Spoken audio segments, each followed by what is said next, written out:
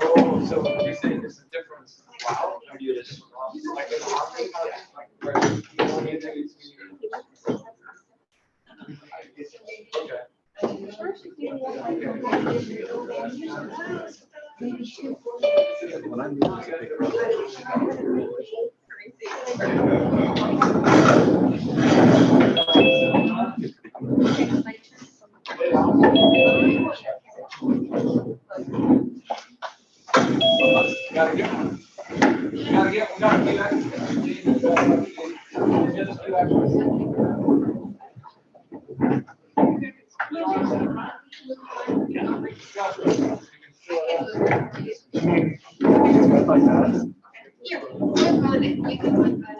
Otherwise,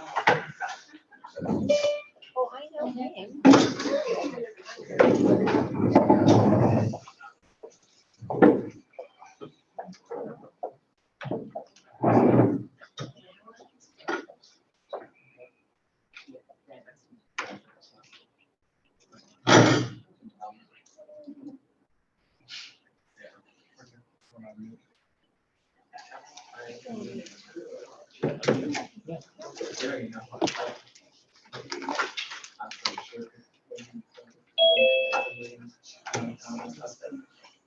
yeah.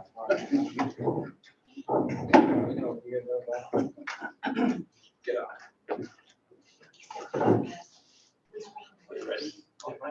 Yes, we're in. All right, good evening, everyone. Thank you for joining us. My name is Joaquin Rodriguez. I'm a project manager with the city's capital improvement department. And tonight we're here to present to you all on our capital planning community engagement effort. So our team here tonight, myself, Joaquin Rodriguez, our Assistant Director of Capital Planning, Alex Hoffman, and our Urban Design Managers, Marcela and Apollonia. So again, thanks for joining us. We are going to have a question and answer session after we present the survey to you all. So if you can hold your questions sort of until we get through the survey portion. As we're going through the survey, if you have questions on the survey itself, feel free to raise your hand and we can address those while we're going through it. If you want to comment or have a question, we ask that you get a little closer to this thing here in the middle. This is our meeting owl. This meeting is being broadcast over Zoom, and we have a handful of participants online. So we want to make sure that while you're asking questions and we're answering them, that we're able to sort of give everyone the same experience. And finally, there was one more bullet point up there. If you have questions or comments on things that aren't specifically related to our capital planning effort, questions about specific projects, ongoing projects, we do have some comment cards so that we can put you in touch with the person who's best suited to answer your question, because that might not be one of us right here tonight.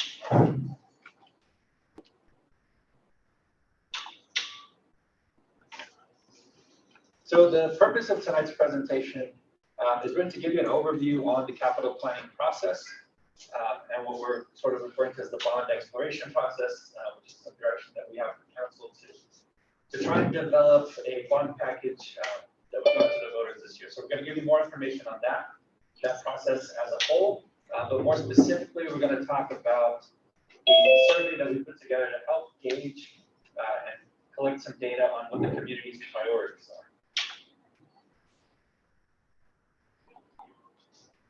So this is a quick agenda. This is sort of a standard slide we've been using. We can skip this. Unfortunately, the district rep for District 1 wasn't able to join us tonight. I don't know if anyone from his staff is online, if they'd like to jump in now, but I don't think they are. Okay. So with that, I'm going to hand it over to Alex, who's going to give you a rundown on the capital planning process, and then we'll jump into sort of a better explanation of why you're here tonight and go through the survey. And so if you want to actually pull up the survey, if you want to use your phone, we do have paper surveys as well. You can use the QR code here on the screen, pull up the survey, and you're welcome to take it as I'm presenting, or you can take it at the end, or at home, whatever you choose. So if you can pull it up.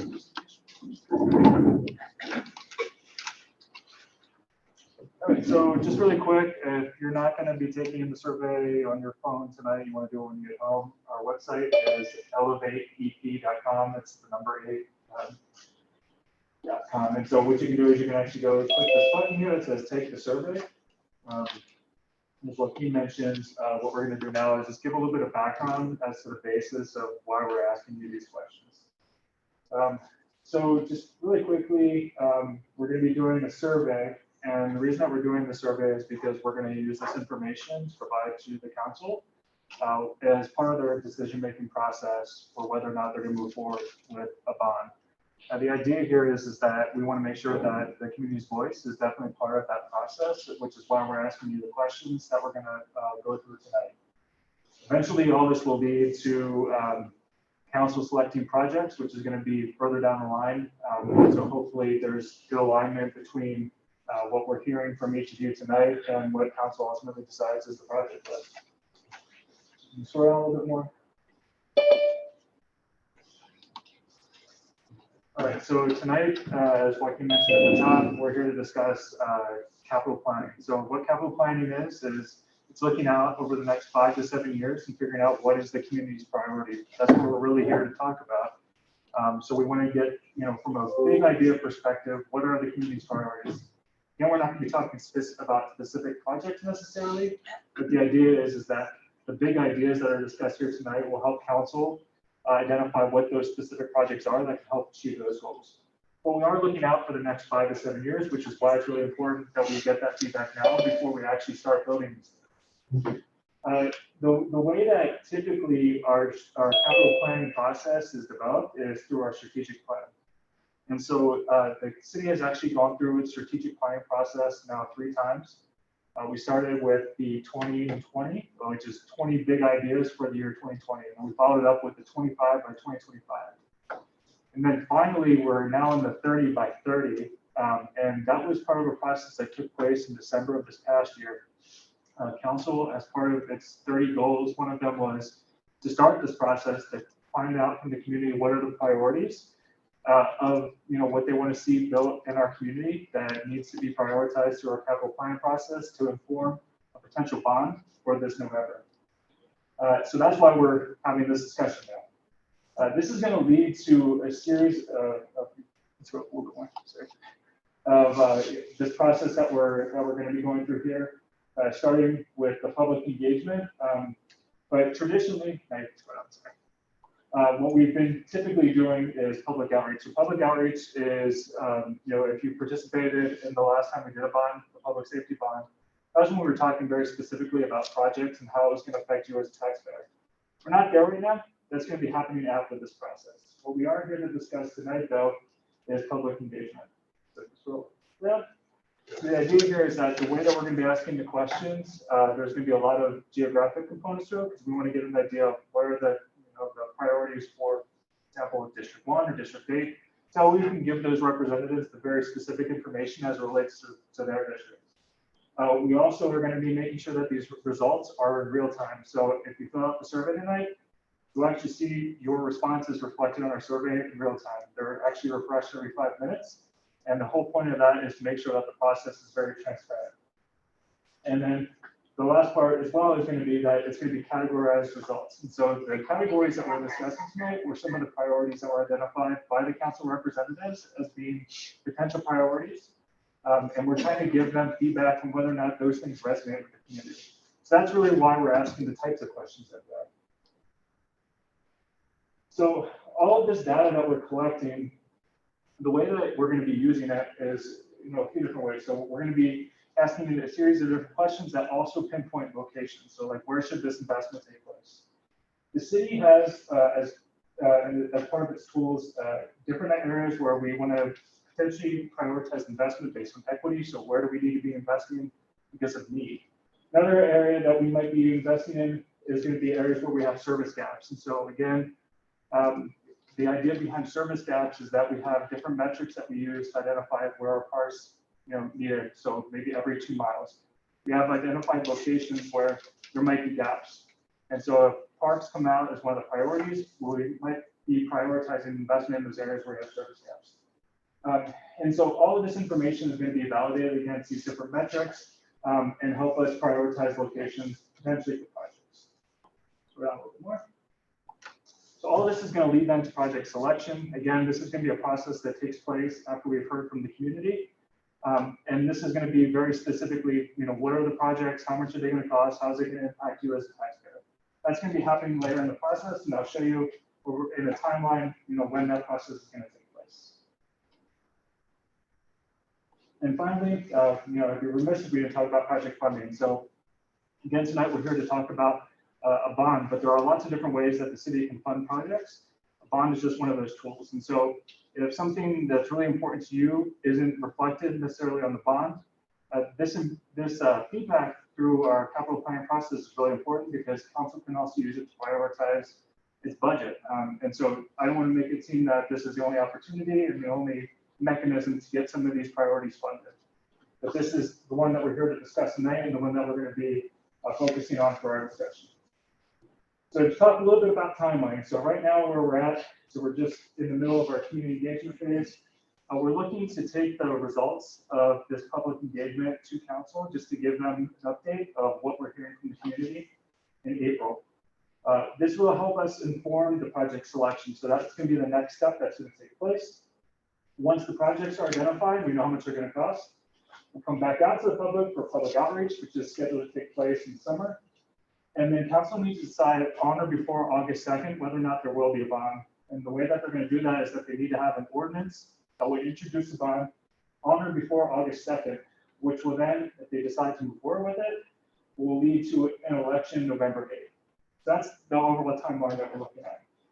So to be a little bit more specific in terms of months and timelines, so February to April, which we're in right now, when we're doing public engagement. Then we're going to go from May to July is when we're going to be, identifying the different projects and then coming back out to the public in the summer for public outreach. And then all this is leading up to the August 2nd day as being our drop dead day when we have to decide whether or not we're going to be doing a bond. And so the last thing I just want to go over is really to just make sure that there's a clear connection between the strategic planning process and how it ultimately leads to projects being identified, selected, and actually constructed. And so this video is going to show some of those projects that have been completed as a result of our strategic planning process.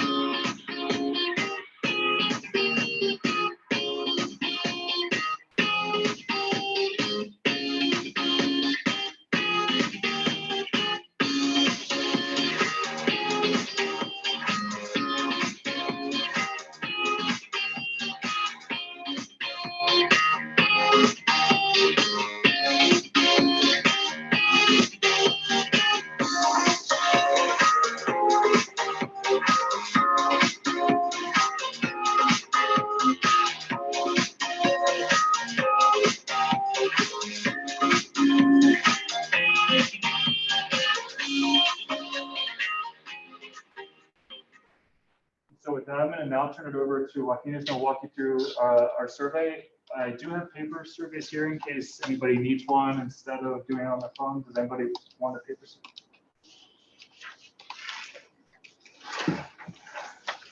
So then real quick, just a show of hands, has anybody not taken the survey yet?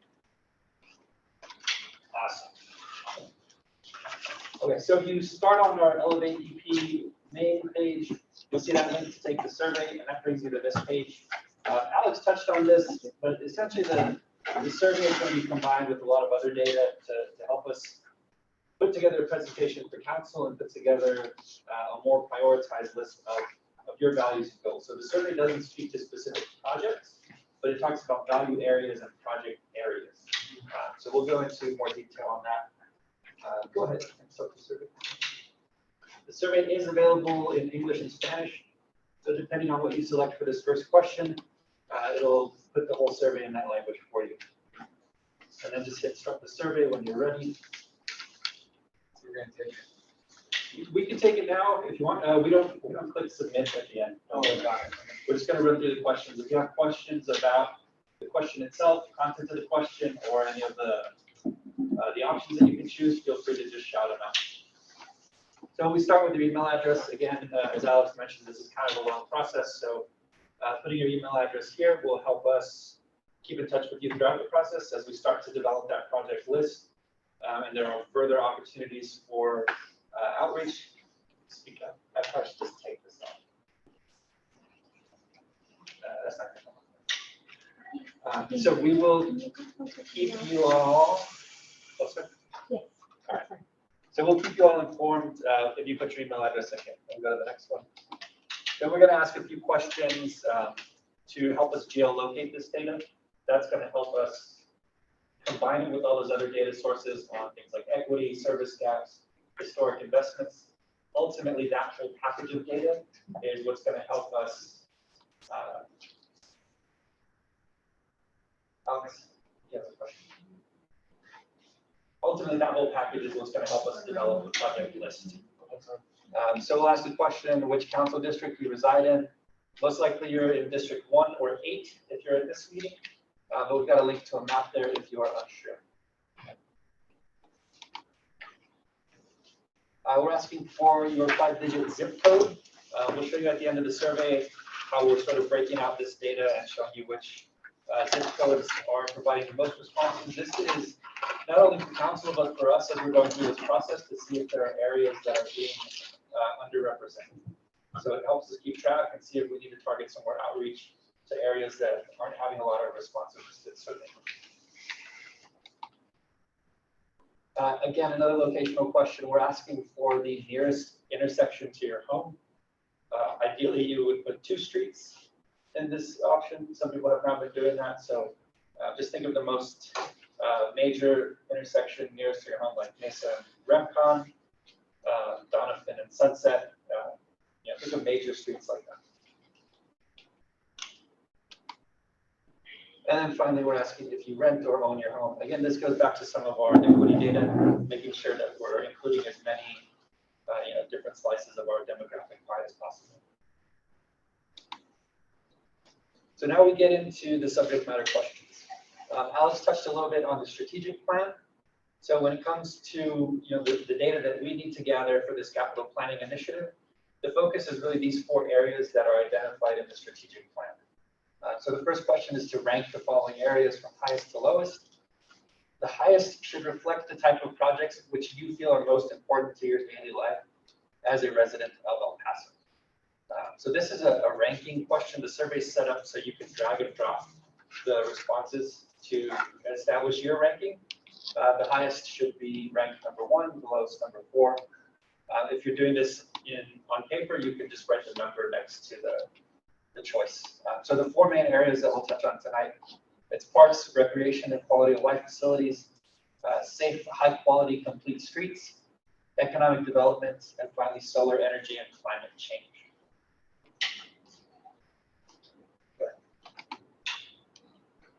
So we'll focus first on the streets portion.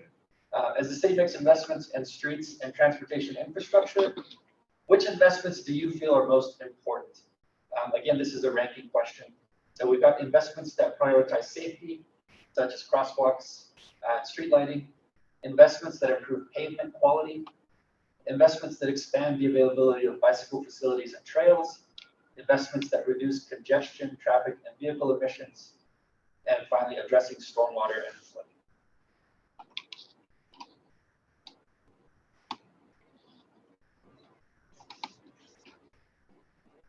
This question's a little different. What we're asking you to do is rank all of these options. Not rank, but select whether you feel they are less important, equally important, or more important when taken into consideration with the other options. So the first one is, as the city makes investments in streets and transportation infrastructure, what locations do you feel are most important? These aren't specific locations. Like we don't think of the street in front of my house. but think of the types of locations. So residential, lower traffic streets, in residential areas, high traffic streets that take people from one area of El Paso to another, high traffic streets within commercial areas that you would consider destinations for goods and services or entertainment, and finally streets and areas where the city's investment in the area has historically been low. So for these, you would just click the radio button, identifying it either as less important, equally important, or more important. We now shift our focus to parks and rec facilities. So where should the city focus its investments in new or refurbished parks and rec facilities? Again, these are generalized areas. This is a ranking question.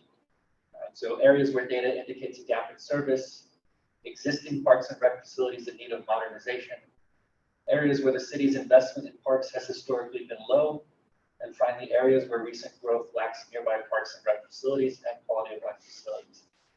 This is another ranking question, so you can drag and drop.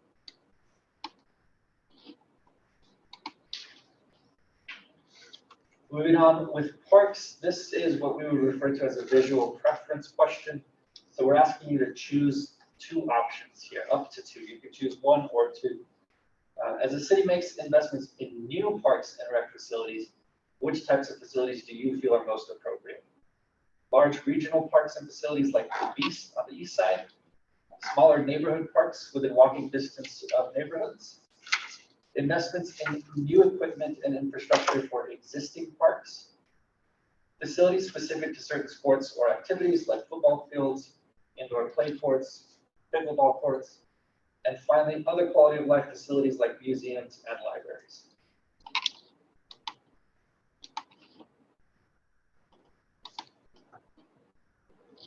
This question is similar to the last one, but this is more not as specific to the type of facilities, but more specific to how you currently use parks in your daily life.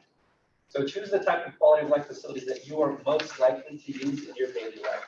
Again, choose one or two of these. We've got outdoor play fields, indoor recreational facilities, competition-grade aquatics facilities, linear parks and improved trails, open space, natural unimproved trails, and museums, libraries, and cultural facilities.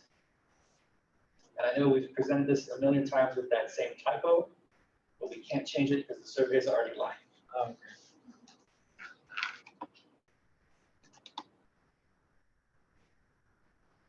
So we now move from Parks and Rec to economic development. How should the city focus its economic development programs and investments? This is another ranking question, so rank the following options from most important to least important. Should we focus on attracting large, big-name businesses and retailers with high job potential? Should we focus on supporting small, local businesses meeting local needs and creating fewer jobs individually, but large numbers of jobs collectively? Supporting businesses and industries that align with goals of regional partners like UTEP, supporting physical improvements to business districts like streets, sidewalks, and on-street parking, and finally, investments that support creating expanded housing options. Again, drag and drop to rank from highest to lowest. As we develop these economic development programs, what geographic areas do you feel are most important to focus on? The options here, and again, this is a choose two, so you can choose one or two options. Should we focus these programs on downtown? Should we focus these on the district where you live? So this falls back to the question you answered earlier about your district. So choosing the district where you live will populate that result with the district number where you live. Along high priority transportation corridors, on vacant lots or abandoned existing buildings within existing neighborhoods. And finally, location doesn't matter.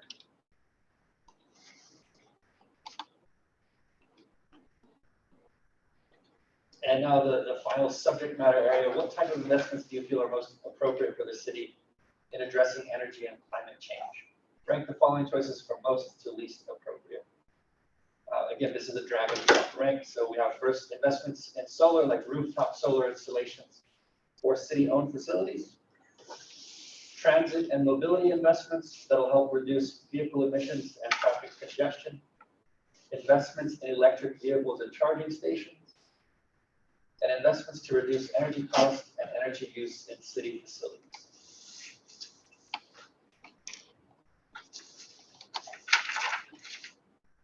And we have a question on tourism facilities. So which type of tourism facility would you love to see in El Paso that is currently not available? This is another choose two question. So our options here are ecotourism that supports campgrounds near the mountains and creates experience destinations. Ecotourism that supports robust local mountain biking events with supporting facilities to draw national competitions. Ecotourism that celebrates our riverfront amenities and supports local farming businesses. And finally, heritage tourism that celebrates our history, as they say specifically our downtown core and traditional neighborhoods. And this one you can choose two, whichever two you feel are most appropriate. And that wraps up our subject matter questions. We're perfectly accepting of the fact that a survey like this is limited in some respects. So we've asked this final question: did we miss anything? Please share any comments, concerns you have. This can be about projects, project areas, can be about the survey itself. If you feel the questions were not as awesome as they could have been, this is totally open-ended. You can type whatever you want. We do read through these every day. Kind of bedtime reading for most of our staff. Definitely put you to bed, huh? And that's it. That's all we have on the survey end. So now we will open it up to questions, comments, concerns. If you'd like to speak on any specific project area that you're passionate about, we're happy to open the floor up. And while people are mustering the courage to come up and talk if they want, I just want to point out really quick, this is the live survey results as well. So as we mentioned, you can see that right now we're about 1,300 responses.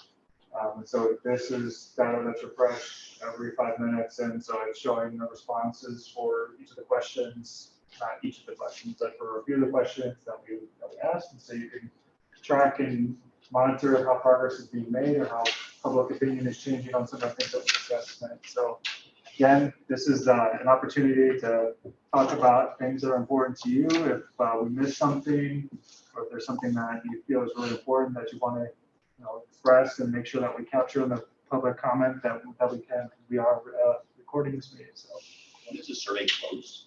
So right now we're looking to close it in 2 weeks on a Friday. I think it's the 7th or the 8th. I'm not sure what the exact day. And the reason for that is because, as I showed in the schedule, we have to make this presentation to council. We have to meet the timeline. So closing on the 8th to do the analysis, and then we're going to be presenting the findings to council on the 24th. So I don't know the dates off the top of my head. Whatever the last council meeting is on the Tuesday, and that regular council. It's on the website somewhere, right? I think the date, The council date isn't on the website. not the council date, the date for the survey. To close. It's not on there. That number was kind of flexible as we started the process. We were trying to make sure that we got a large enough sample to be representative of a successful effort, a good attempt at public engagement. Okay. But now that we sort of have a more structured timeline, we know that April 8th is kind of the cutoff for us to be able to do that data analysis and put together a presentation for council so they can start to build that project list. And that's going to be April 26th. Just confirm for me. 26th, okay. I have a question. Would you be able to come up here so that way they can hear you? Oh, all right. Thank you. Yeah, otherwise I have to repeat the questions for people online. Do you understand next year? Just, no, right here is fine. Yeah. No, my question is I've taken my kids to Camp Cohen, and it's nice and everything, but I remember there were some preliminary plans years back that once the stadium was going to be torn down, the water park was only going to be a certain segment of the entire project, which consisted, I think I saw plans of an amphitheater. I guess there was going to be some public-private partnership or hotels or something, a big part. So I know only Camp Cohen has been built. So I'm wondering if there's still the initiative to build, there's still plans to build that, or is that already been decided that's just going to be Camp Cohen? Yeah, so thank you for the question. So in response to your question, so we did have a meeting in District 4 and then also in the Northeast as part of a regional meeting. So that was one of the representative's priorities. And so I know that that's going to be a project I think that he's going to certainly push for the additional funding. So part of it was just the water park. But then, like you mentioned, there was a lot of other components.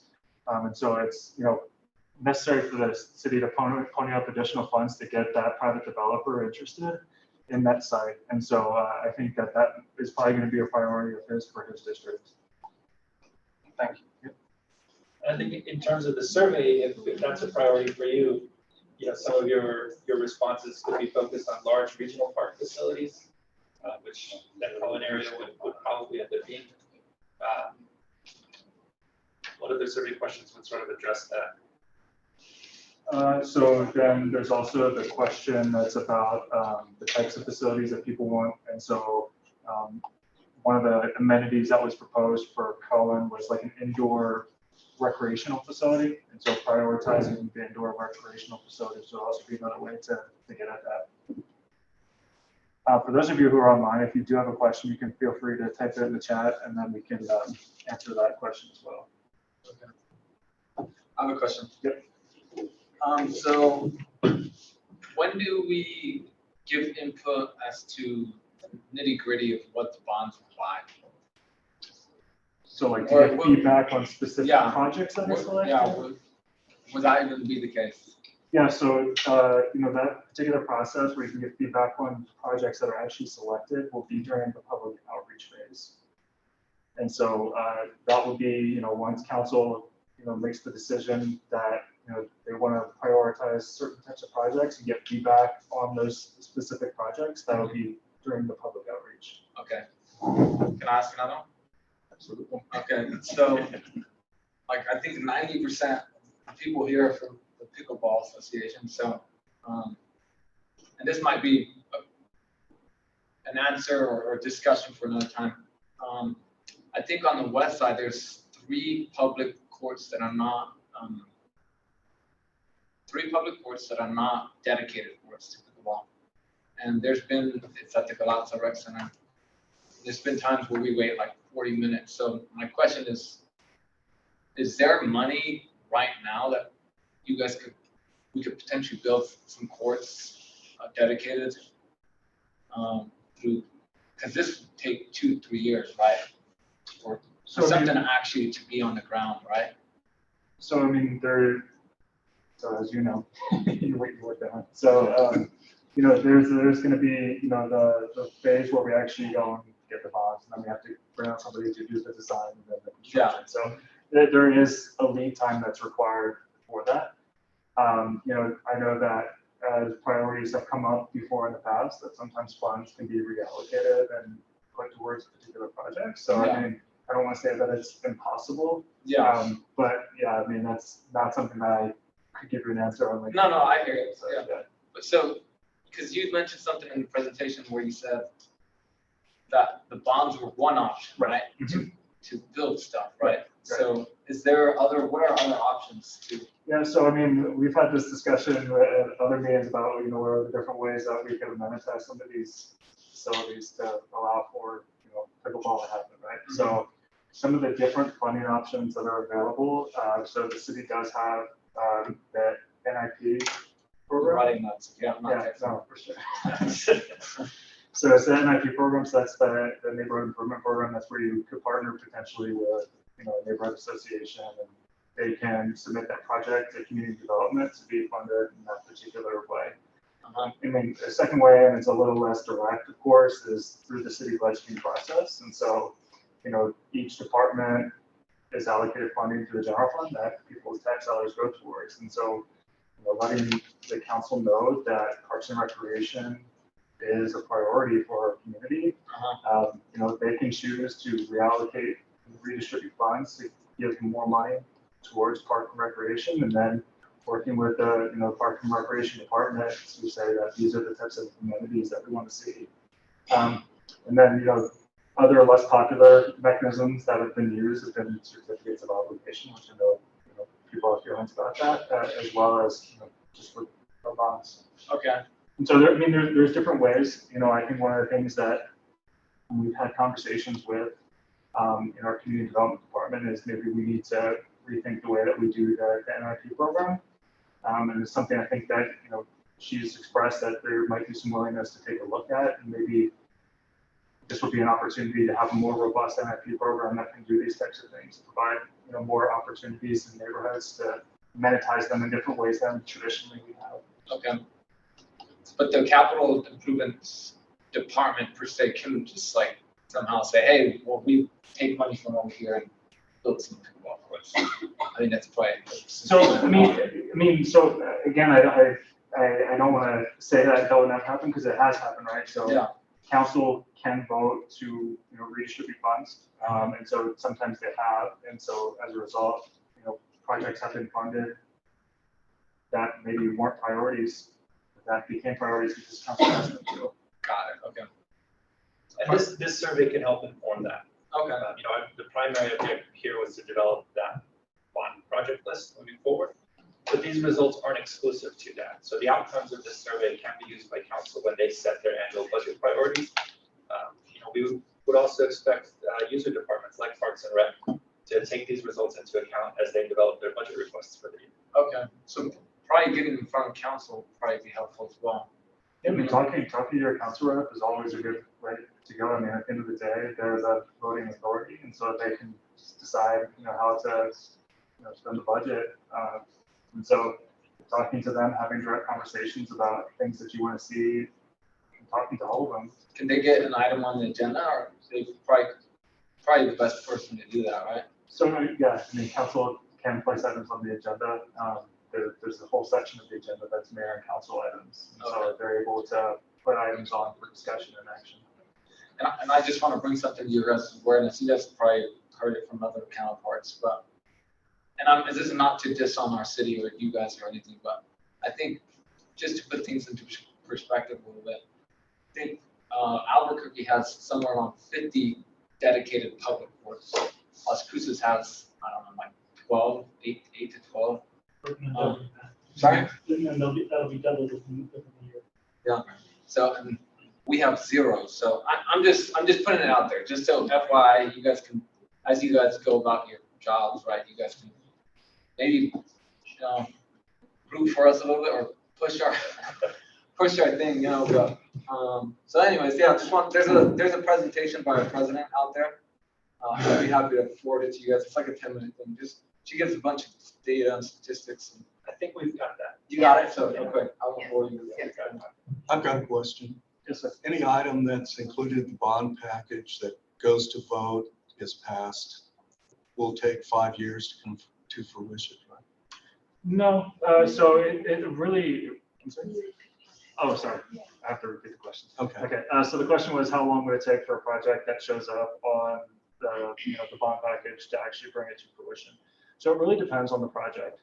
So sometimes, there are some very straightforward projects, like a street project, for example. It's a lot more straightforward than doing a facility. Those can be, initiated within a few months. What gets challenging is sometimes with facilities, we have to, acquire property. There's a whole process for that. Then we have to go through the design. There's a whole process for that. And then there's construction. There's a whole process for that. So it really depends on the project. So certain ones can be done relatively soon. Some ones do take some time. I would say 5 years is probably a pretty long period of time. And sometimes there are more challenging projects can take that time, as I'm sure you have some ideas of projects that have taken a while to bring forward. But other ones, other facilities, like we're already building some of our PD and fire facilities, and that was just approved in 2020. So there are opportunities to build them a lot faster as well. Yes, ma'am. I have one question and 4 suggestions. Okay. So I'll start with the question so you can answer it first, please. Okay. What's happening with the Belvedere Library? I do not have information. Oh, so the question was, sorry, I have to keep repeating the questions. So the question was, what was happening with the Belvedere Now there's Library? construction fencing all around it. Is it being remodeled or torn down, or what's going on? So I do not know the answer. I do not know the answer to that question, but we can get you an answer. We're going to give you a card to fill out so that way we can. I think it's a remodel because they're adding to it. They are? They've Okay, added that's- to it. They haven't taken away from it. Okay, Added that's- sections to the building itself. oh, good, okay, I was worried it was gonna get torn down. Oh, thought, I don't think, oh, no, I don't think it's getting torn down. Okay. No, it's either gonna be a renovation or there's some type of addition being made. Yeah, I have one of those. Thank you. Okay. All right, now I'll come up there to ask, Okay. to make my suggestions. Thank you for coming up. It makes my life easier to not Sure, have to repeat sure. everything. Put my back on everybody.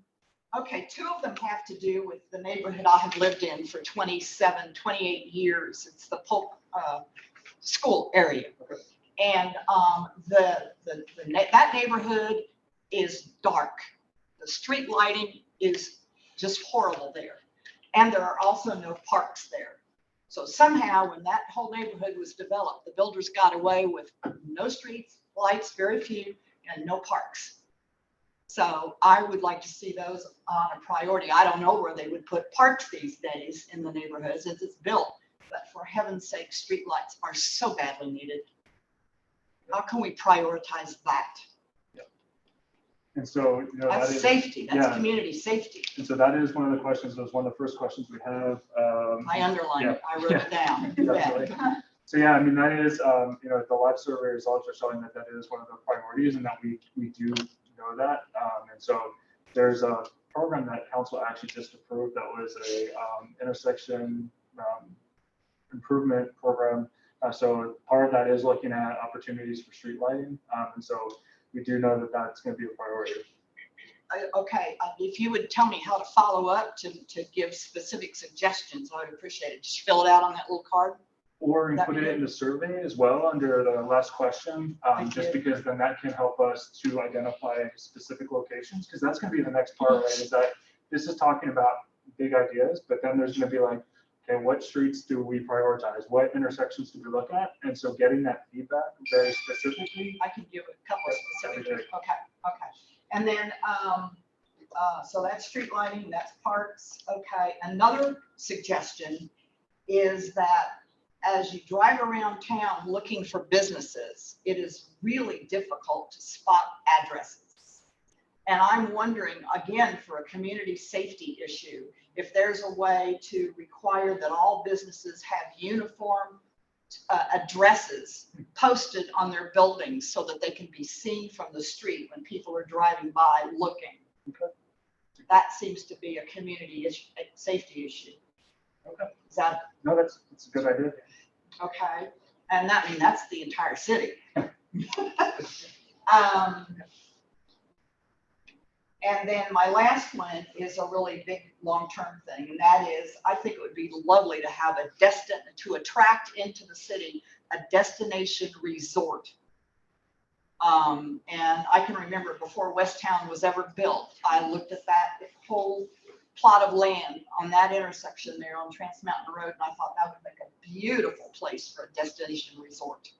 So it's built on now, but there's still other places. Yeah. That seems like that would just be a lovely thing to attract to El Paso. Yeah, Paso does have great weather. We should take it. There was one coming, but it got killed. Say that again? There was one coming, but it actually fell through. So I guess we didn't somehow It was promote a it. COVID, you know, Oh, it was, COVID did it? the contracts were signed, it was just COVID they were kind of struggling, so they ended up not coming. Well, maybe we can pick that one up and prioritize it again for a long-term, destination resort. It's a perfect place to have one for heaven's sake. Yeah. Absolutely. All right, well, thank Okay, thank you. Okay. you. Do you want to go ahead? Go ahead. Please. I'm not sure if my concerns are germane, but I was asked by several people, so I'll present it. My name is Davy Johnson, and I'm a self-appointed advocate for older adults in this community. And a lot of our older people use the services at the Rio Grande Area Agency on Aging at 8037 Lockheed. And they go there for things like Meals on Wheels and benefits counseling. And a lot of them have to depend on their families and friends to take them there.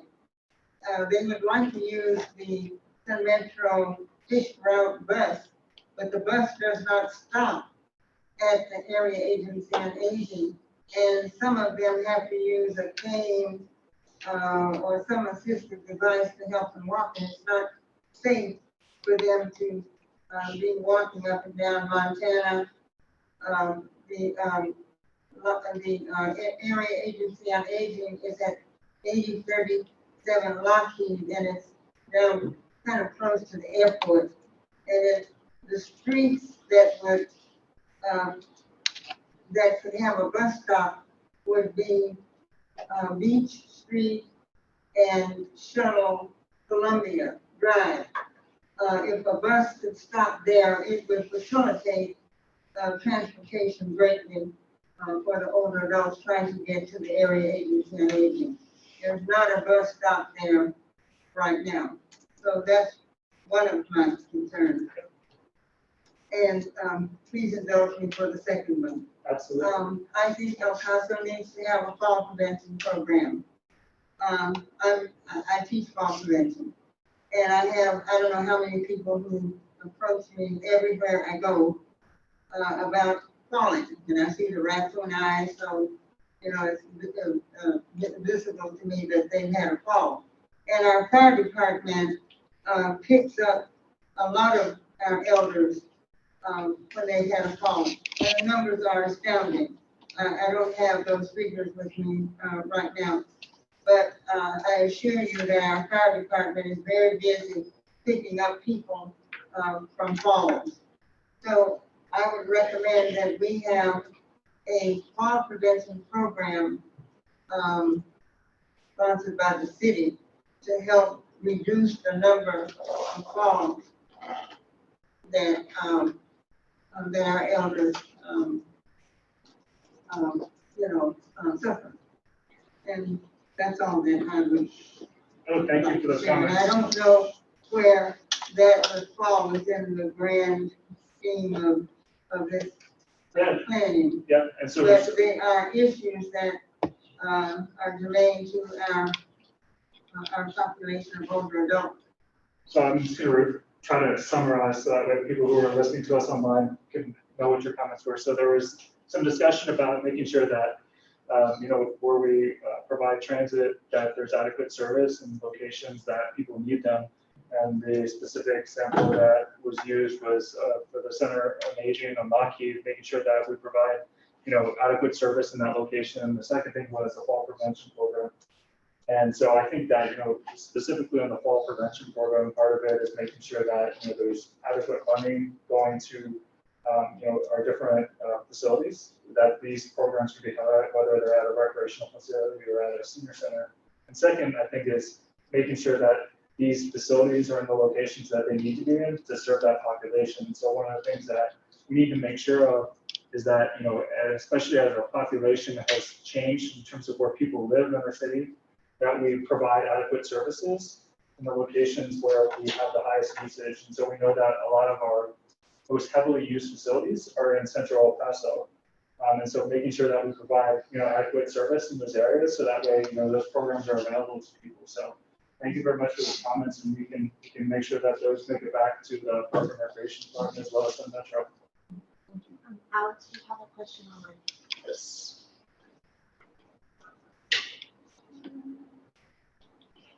We're just going to pause 1 second. There's a question online. Hello. So my question is in regard to the 2012 city plan that was created. So how is the bond exploration project, are they addressing any of the smart grid, smart city principles that were recommended for city design, for like compact streets, walkable areas, multimodal transport? Are any of those principles being considered for this new bond?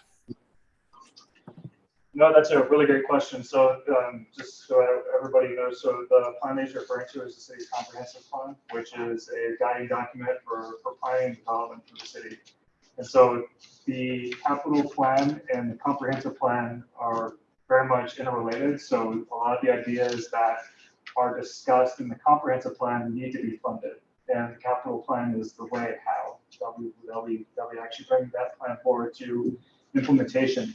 And so to answer your question, is the city looking at those ideas that were brought up as part of that? And I think that, one of the things that we're getting at with some of these questions is specifically related to auto dependency.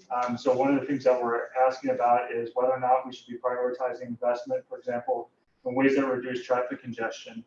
And so one of the things that, we're exploring as part of this is, what do we need to do to fund multimodal investment, whether it be in mass transit or in bicycle or pedestrian facilities to help do that. And so that's one of the priorities that we're actually seeing right now is that, people are saying that they want to see that. I think that, other ways that the city, needs to be looking at some of those principles as well is where we're prioritizing economic development. And so one of the things that we're seeing again is, prioritizing investment in places where for economic development where there's underutilized or vacant lots, which is very much in line with the comprehensive plan.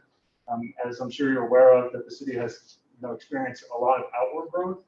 And so one of the things that we're trying to find out is whether or not we should be prioritizing investment in areas in neighborhoods where there are currently people living, as opposed to encouraging further outward expansion. And so I hope that answers your question. I don't know if it does 100%, but there is some connectedness between those things. Maybe not as much as there needs to be, but that's a really good point, and something that we should be reminded of is that those two documents should very much be in sync. Oh, okay, absolutely. Yeah, thank you so much. I just, when I saw the questions on climate change specifically, we're in an area with we're going to have decreasing amount of surface water, a heavy dependence on groundwater. So I'm liking that the city is looking at trying to limit that outward growth as much as possible. Thank you, appreciate it. Yep, thank you for the question. Yes. Sir. Okay, yeah, thank you. So the first question I have is, are you all the same group that has been doing the meetings around the city?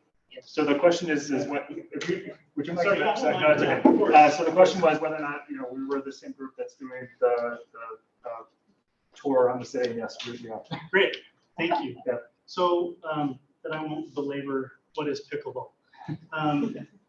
Because you've heard it probably 5 times now. My second question is, who is in charge of the neighborhood improvement projects? Who do we go to as neighborhoods to get those kind of projects going? Is it done by district? It is done by district. So it's administered by our community development department.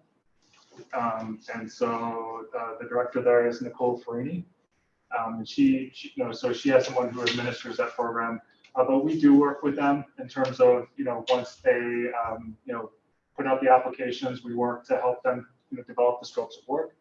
And so we actually manage the projects as well when they actually get constructed. So it's a joint program, but it's administered by our community development department. How do you spell her name? Her last name is Farini. It's Ferrini.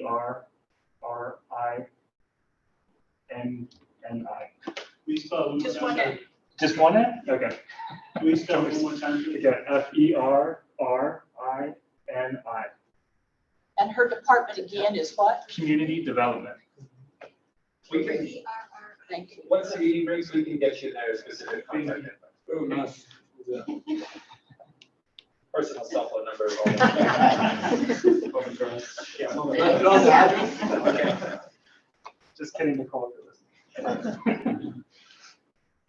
Any other questions? We have a few more minutes here today. I want to be respectful of everybody's time, so. Anything else online? Happy to hear about pickleball more. Want to talk about pickleball? Yes, sir. So this may have already been addressed in some direction with the young man. I don't know what pickleball is, but it sounds like fun. You should It's try fun, it. dude. Try it out. You'll get addicted. Be careful. Yeah, so I think you touched on the points where there's a lot of infill. So yeah, I've seen, not so much on the west side, maybe I'm wrong, but other parts, especially northeast or valley, east side, there's a lot of vacant lots. So granted that they're probably owned by private entities, right? But maybe if there could be some infill, maybe with a park that would accommodate pickleball or make it dynamic enough where the facility can not only accommodate pickleball, but other things. And because I remember one time, I'm an Uber and Lyft driver, so I've been able to see the city. Over there by Dyer near Rushing, there's like a churches, and then there's the Northeast Library, the command center, and then kind of like a block south, there's a huge section that's just empty. I noticed there's a lot of power poles, so maybe that doesn't lend itself for development, but I always kept thinking, well, this could be a park with a trail, or it could be a facility for any sport, something. So I'm just, I think you mentioned that maybe that's something the city knows, and then maybe if you find something like that on the west side, or they'll, you know, it could be considered if they'll support that. No, that's a really good point. And so, you know, part of it is definitely on the private side, making sure that we're incentivizing development on some of those vacant lots. But, you know, part of it is also that the city does have a lot of land in its inventory. And so, you know, there are opportunities sometimes, you know, to sell off some of that land. And sometimes there are very small parcels, like you're saying, and put them to a higher and better use. And so, you know, that's also something I know that I've discussed with some of the folks with pickleball as well. You know, if there's an opportunity maybe to utilize some city-owned land and monetize it in that way, that's another strategy. So yeah, that's definitely something that we want to see. Any other comments? Okay. Well, if not, we really appreciate you all coming out tonight. If you haven't filled out the survey, please fill out the survey. Please tell your neighbors about it. The more responses, the better. And really looking forward to sharing the results. We are going to have our final presentation that we give to council up on our website when that's done. But continue tracking and monitoring, you know, the feedback that we're receiving. So thank you again for coming. We really appreciate it. Thank you guys. Appreciate Before all the pickleballers leave, can we get a picture over here? Can you guys